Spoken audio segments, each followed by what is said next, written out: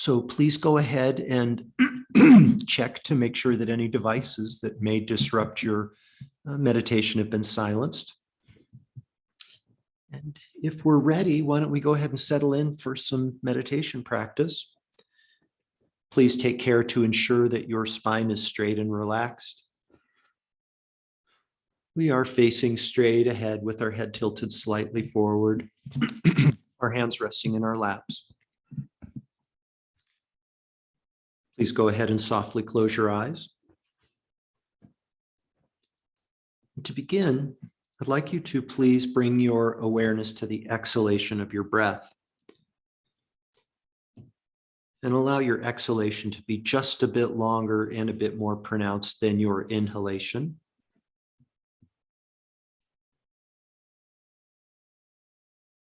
Please feel free to experiment with pausing briefly at the bottom of each exhalation.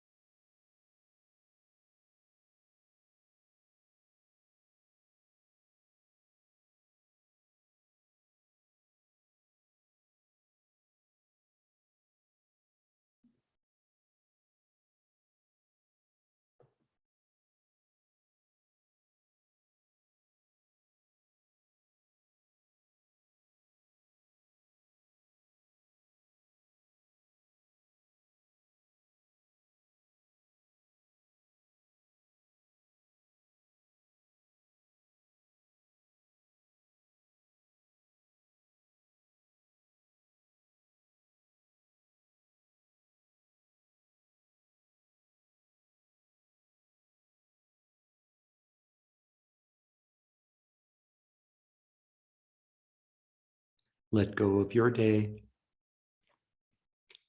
Let go of your list of things to do. Give yourself permission to be fully present here in this moment. Give yourself permission to enjoy engaging in a practice that's going to bring you a peaceful state of mind and at the same time contribute to your experience of a peaceful world.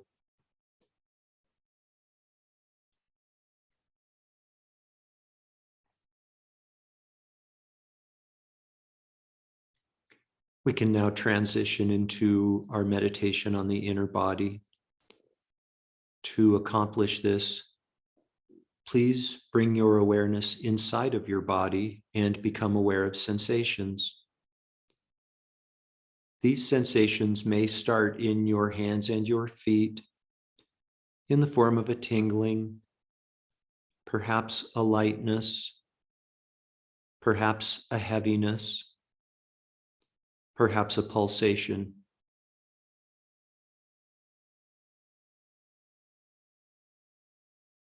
No analysis is necessary.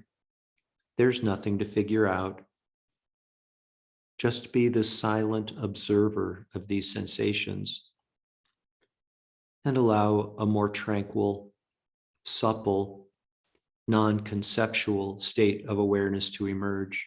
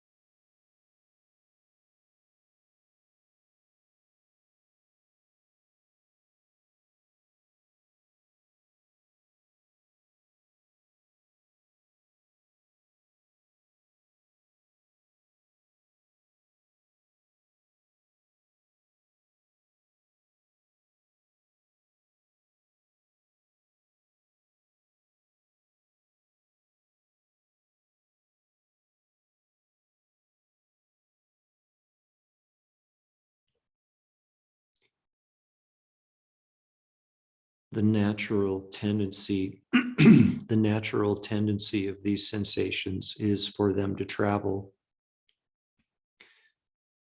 up into your arms and your legs, perhaps into the region of your chest, perhaps into your face and your cheeks.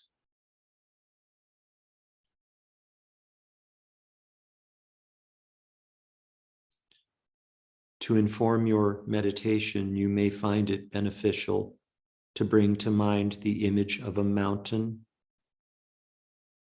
The mountain is balanced, grounded, and stable.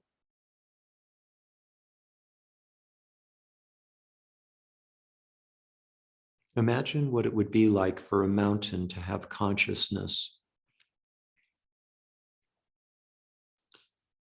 Day by day, year by year, the mountain would simply observe silently. Rain may fall on the mountain or not. The wind may blow. The sun may shine. A small sapling may grow into a giant tree, become uprooted, and then fall to the ground. The mountain simply observes silently. No judgment, no labeling, no praise, no blame.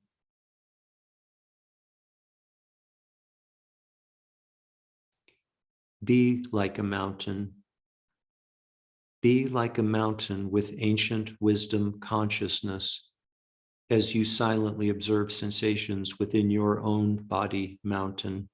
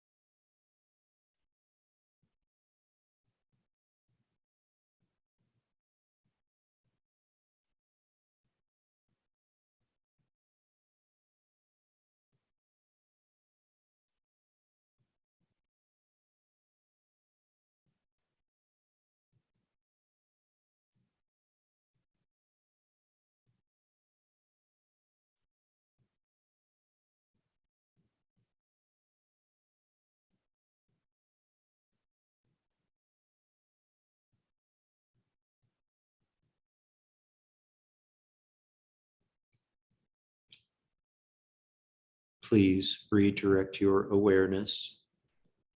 Gently redirect your awareness.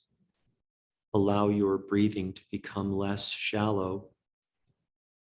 Allow your consciousness to become less absorbed.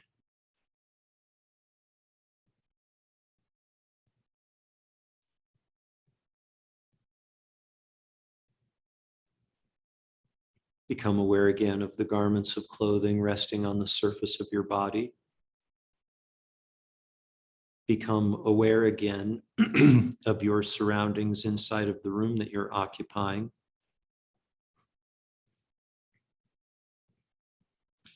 Become aware again of the world that exists outside of the room that you're occupying.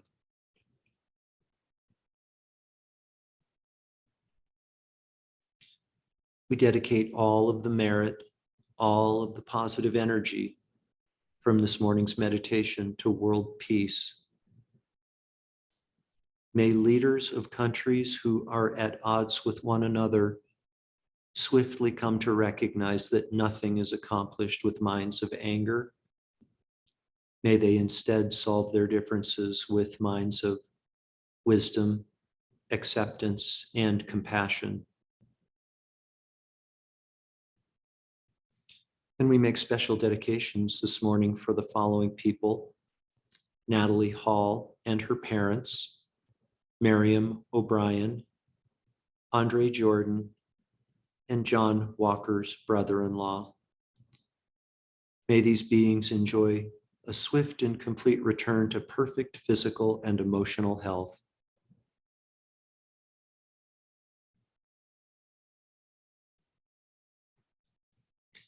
Completely fill up your belly and lungs with air, and when you're ready, you can open your eyes and bring your meditation to an end.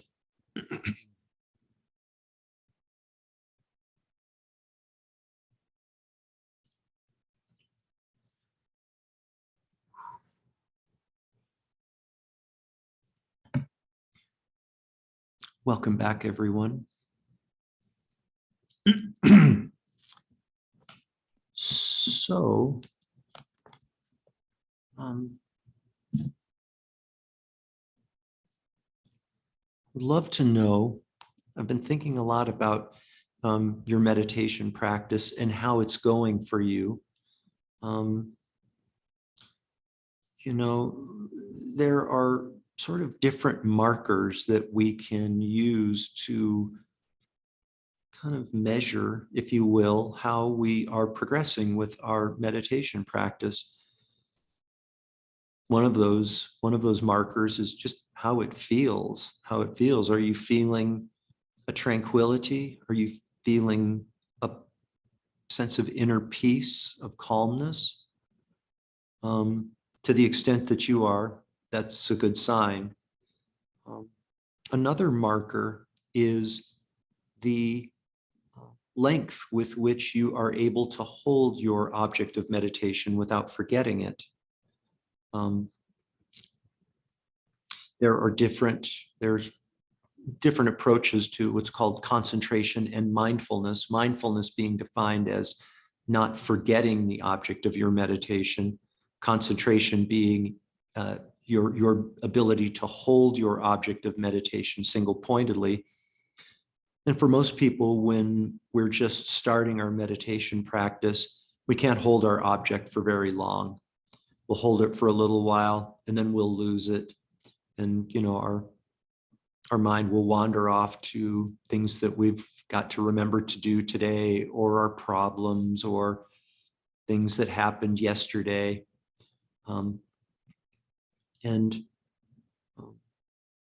Eventually you'll get to a point where you'll be able to hold your object of meditation as long as you want to, without effort.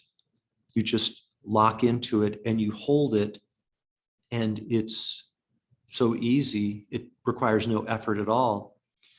And when we think about that prospect, some of us, when we think about that prospect, we think, oh my gosh, like, hold my object of meditation for like 30 minutes, like an hour, for as long as I want to. I've got some work to do because that ain't what's happening for me now. That's okay. That's okay. Just watch. Just watch. What's the expression? One of our teachers here at Lotus Center, Juniper Bowers, she uses the expression, notice what you notice. And maybe this, notice the degree to which you are holding your object of meditation, or noticing the degree to which you are not holding it and you're running through your to-do list instead of focusing on sensations within your inner body. Just one other thing, and I really do, it's a heartfelt appeal for you to check in, not to pressure yourself, and it's not a contest.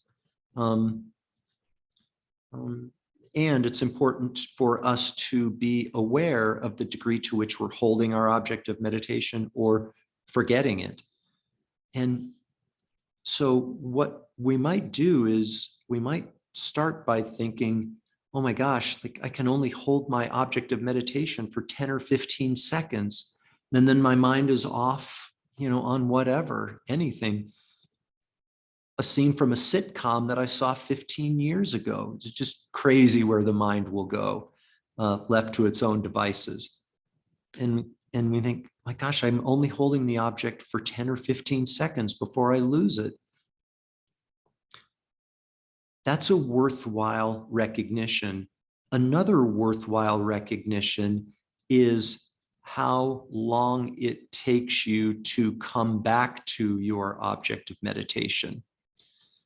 So maybe rather than focusing on maybe a measurement for how long we're able to hold our object of meditation isn't so much, how long do I hold it before I lose it, 10 or 15 seconds?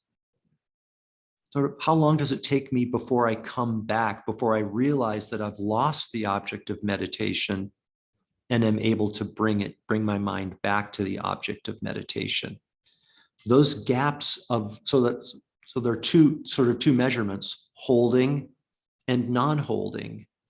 And over time, rather than focus on how long we're holding, short period of time, maybe the times that we're not holding become shorter, so that overall throughout our 15-minute meditation or 30-minute meditation or whatever it is, the time that we're not holding becomes shorter and shorter. Do you see that becoming shorter, and kind of by definition, over the entire duration of our meditation, we're holding it for longer. Anyways, that awareness may or may not resonate with you, but if nothing else, just notice what you notice, to use Juniper's expression. So thank you for coming back after Monday's discussion on suffering. This meditation path is not for sissies, as one of my former teachers used to say, especially when we focus on our suffering. We talked about the first noble truth yesterday. First, you should know suffering. We should become aware of our suffering. And Michael Singer, I'm not sure if any of you all are familiar with Michael Singer. He wrote this great book called The Untethered Soul. And I just loved it. It was one of these things where one of my students said, oh, I'm listening to this audio book called The Untethered Soul by Michael Singer. It's really good. You might find it interesting, Jeff. And she lent me her audio book of The Untethered Soul, and it was transformative. It just really, really blew me away and changed my perspective on a lot of things. It's one of those things, guess who the real teacher is and guess who the real student is. But anyways, Michael Singer likens our mind. He talks about the voice in our head that kind of has this constant monologue going on. For some of us, it might be um, a monologue. It might be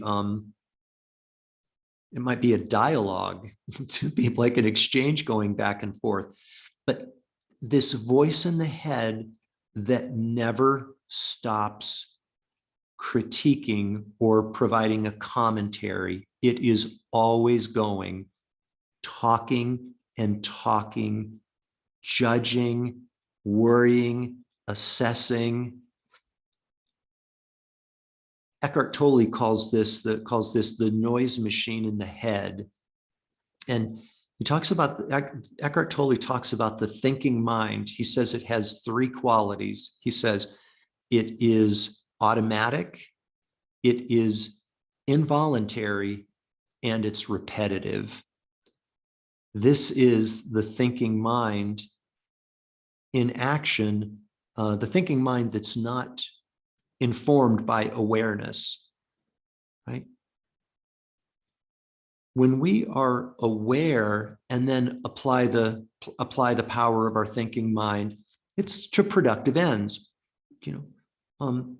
meaningful, worthwhile problem solving, or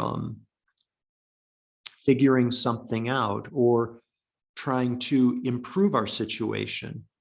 Awareness informed thought, but so much of the rest of our thought is not based in awareness. It's just random, discursive, just going off on crazy things, automatic, involuntary, and repetitive.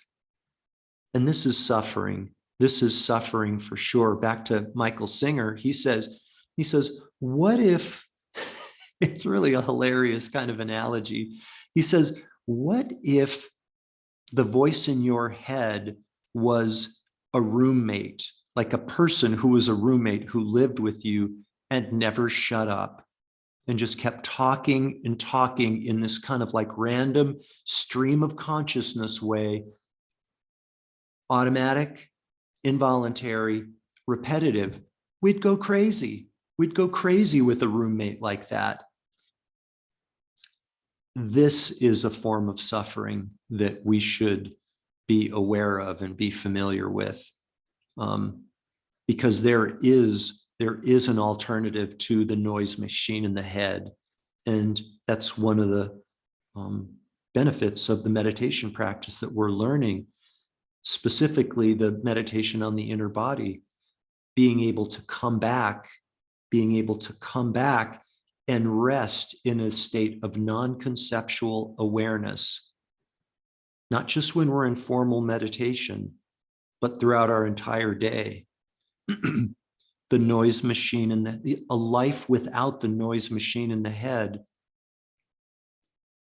And as I shared a couple of classes ago, one of the benefits of the inner body meditation is it takes us to a state of non-conceptual awareness. One of the benefits of being in a state of non-conceptual awareness is that we are necessarily in the present moment. And that's a beautiful place to be. The noise machine in the head stops. The irritating roommate in the head, if we want to look at it that way, stops. And we experience inner peace in the now.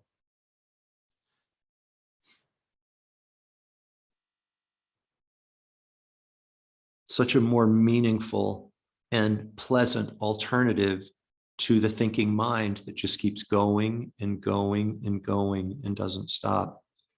We free ourselves from that suffering. So a little bit more, it's 10 o'clock, a little bit more on Friday about suffering. First, you should know suffering. And then we're going to move on to some specific tools that we can apply. Opponents are what my teacher calls them. Opponents to the runaway train thinking mind that won't shut up. So yeah, that's what I've got for you today. Thank you for being here. Listen, a couple of things. Meditation for everyone is on Thursday evenings. You can join, that's by donation. You can participate in that. tomorrow evening via Zoom or in person. That registration is on Lotus Center's webpage. That's from 5:30 to 6:15. About 20-25 minutes of guided meditation, 20-25-minute talk that will qualify for your daily meditation commitment. Should that be a question in your mind, it counts. And then we'll have our gathering, of course, again on Friday, and then we have Medicine Buddha meditation, healing meditation on Saturday morning from 9 to 9:45. So some different options available to you. All of those are on the webpage. Have a wonderful day. Have a wonderful day. Thank you for being here. I hope to see you at a meditation soon. Bye, everybody. Thank you. You're welcome.